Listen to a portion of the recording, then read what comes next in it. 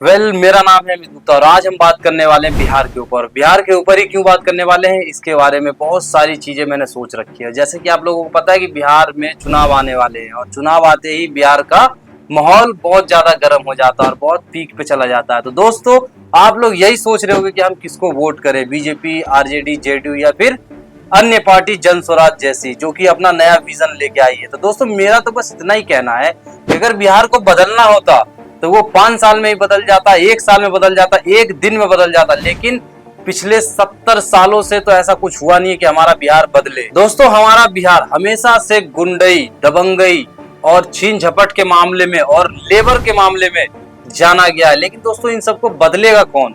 कौन ऐसी शख्सियत है जो आके यहाँ पे बदल दे?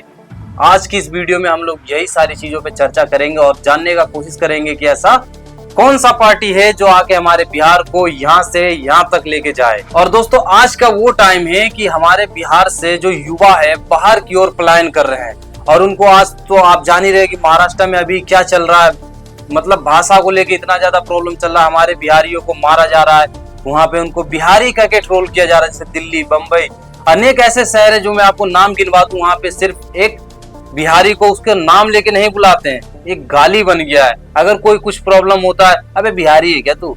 मतलब यार, समझ सकते हो कि मतलब हमारे बिहार का क्या लेवल बना रखा है। और ये सब क्यों हुआ?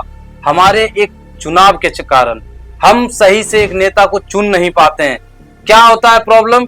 जाति, धर्म। और अब आप लोग ये पूछिएगा कि इन सब का निवारण क्या है? भाई हमें बताओ, निवारण क्या है? तो निवारण यही है कि हर एक 5 साल में हमको अपना नेता चुनना चाहिए और बदलना चाहिए सरकार को, तभी जाके ये लोग सुधरेंगे और काम करेंगे, रियलिटी में काम करेंगे। लेकिन हम लोग सिर्फ क्या करते हैं, अगर मैं कुर्मी हूं तो नीतीश, अगर यादव हूं तो लालू, अगर मैं पासवान हूं तो चिराग पासवान। लेकिन दोस्तों, हम लोगों को ये नहीं करना है। हम लोगों को सरकार से क्या मांगना है? जब वो वोट मांगने आएंगे कि आप हमें रोजगार क्या दीजिएगा, बिजनेस करने का ऑप्शन क्या दीजिएगा, लोन इस टाइम पे आप लोग समझ रहे हैं कि लोन कहता है कि कर्जा, लेकिन लोन एक ऐसी चीज है गवर्नमेंट का जो आपको यहाँ से यहाँ तक आपको मतलब सुविधा देता है कि आप बिजनेस करिए। और ये हर एक राज्य के हर एक लोगों का अधिकार है और ये मिलना चाहिए। आप अपने सरकार से, अपने प्रतिनिधित्व से पूछिए कि आप मेरे लिए क्या करिएगा, तभी आप उसको वोट दीजिए। और दोस्तों, अब मैं बात करने वाला हूँ लालू जी की सरकार के ऊपर। लालू जी की जब सरकार थी उस टाइम पे आप लोगों को भी पता है कि क्राइम रेट कितना हाई था।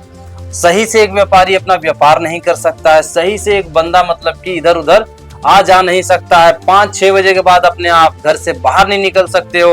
लड़कियां 5वीं क्लास के बाद पढ़ नहीं सकती हैं, क्योंकि क्राइम ही इतना ज्यादा था कि लोग बाग इतने अवेयर नहीं थे।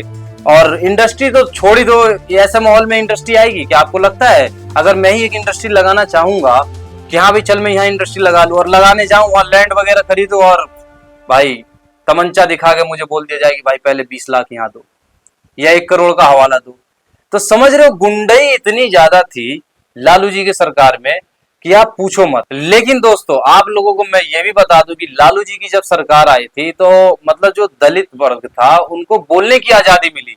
बाबा भीमराव अंबेडकर जी वो तो संविधान लागू करके चले गए, लेकिन काफी हद तक लालू जी की जब सरकार आई तो सबको बोलने का समान अधिकार मिला। इस बात से भी हम लोग दूर नहीं जा सकते हैं। लेकिन दोस्तों, कुछ चीजें थी जो और अच्छी हो सकती थी, लेकिन वो अच्छी नहीं हुई। लेकिन दोस्तों, जब नीतीश सरकार आई, नीतीश कुमार की जब सरकार आई, उस टाइम पे बहुत अच्छा हुआ, सड़क, बिजली, पानी सब कुछ मिला। लेकिन अब सरकार बदलना है, कौन है सही नहीं सही है वो आप लोगों को देखना है। आप लोगों को जो बोले कि हम आपको रोजगार देंगे, पलायन रोकेंगे, आप उसको जाके वोट कीजिए, उसको जाके ये सारी चीजें बोलिए। और दोस्तों, एक बात मैं आपको और बता दूं, अगर आप बाहर के शहरों में जाके विजिट करो और आपको कहेगा कि चलो भाई मजदूर मंगा लेते हैं, तो सबसे पहले कहेगा कि बिहारी मजदूर को बुलाओ क्योंकि वो सस्ते होते हैं। लेकिन दोस्तों, आप लोगों को मैं ये बता दूं कि अगर जो हमारी सरकारें अच्छे तरीके से काम करती, अच्छे तरीके से वर्क करती, तो आज हम लोगों को बाहर पलायन नहीं करना पड़ता। हम लोग यहीं पे रह के सारी सुविधा का प्रयोग करते। और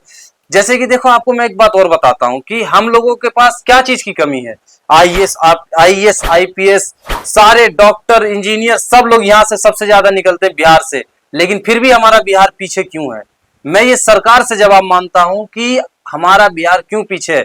हम लेबर को बाहर क्यों भेज रहे हैं? इस लेबर को यहीं पे रोक के यहीं का सब कुछ पोटेंशियल, हमारे पास मखाना सबसे ज्यादा उगता है, हमारे पास दुनिया की सबसे बड़ी विश्वविद्यालय नालंदा यूनिवर्सिटी थी, लेकिन आज देखो नालंदा यूनिवर्सिटी का क्या हाल हो रखा है। और दोस्तों जब नालंदा यूनिवर्सिटी बिहार के अंदर जब रन कर रही थी तो बाहर से विदेशों से यहाँ पे आके लोग शिक्षा ग्रहण करते थे, लेकिन आज हमारे बिहार का क्या हाल है। यहाँ के बच्चे, यहाँ के स्टूडेंट कोटा जाते हैं पढ़ने के लिए, दिल्ली जाते हैं, बंबई जाते हैं, बाहर के शहरों में पढ़ना चालू करते हैं और वो रूम लेके पढ़ते हैं 1500, 2000, 3000, बहुत ज्यादा दुर्गति हो रखी। लेकिन इस सब का जिम्मेदार कौन है?